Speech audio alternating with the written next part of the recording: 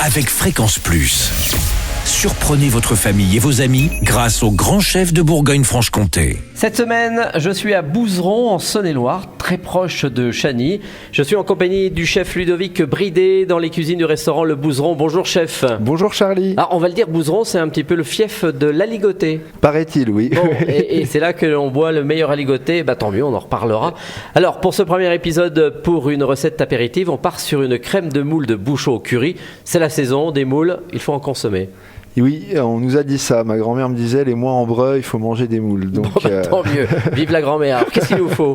Alors, il nous faudra 2 kilos de moules de Bouchot. Alors, nous, on prend des moules de Bouchot du Mont-Saint-Michel, plus particulièrement. On trouve facilement par ici, à Bouzeron ou faut le trouver peut-être plus chez des producteurs de Bretagne. Donc, du Mont-Saint-Michel. Si vous en avez des autres, c'est pas grave. Voilà.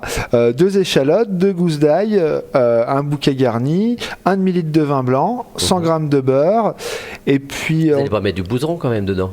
Alors non, par contre, je le fais à la ligotée. D'accord. Voilà, pour rester dans le thème du village.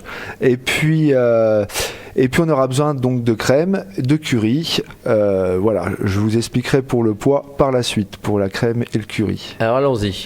Alors, on va déjà préparer nos moules pour les cuire à la marinière. Je pense qu'il y a pas mal de personnes qui savent faire des moules à la marinière. C'est pas très compliqué, on cisèle l'échalote, on les fait revenir un peu dans le beurre avec l'ail, le bouquet garni, on déglace au vin blanc.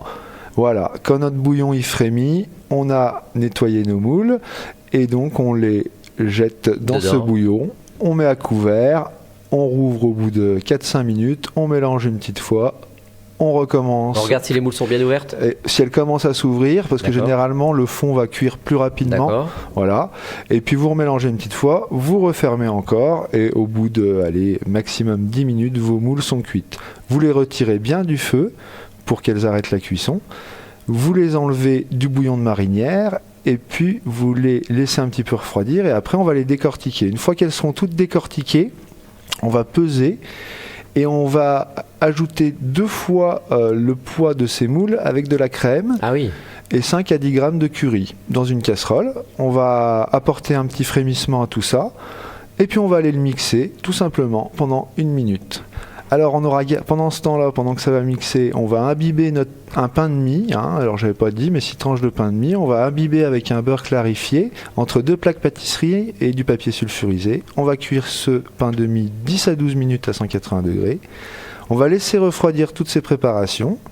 Une fois que le pain de mie sera froid, on va le frotter à l'ail, on va tailler. On va mettre notre petite crème dans une verrine avec le petit crouton, une petite moule de déco, voilà.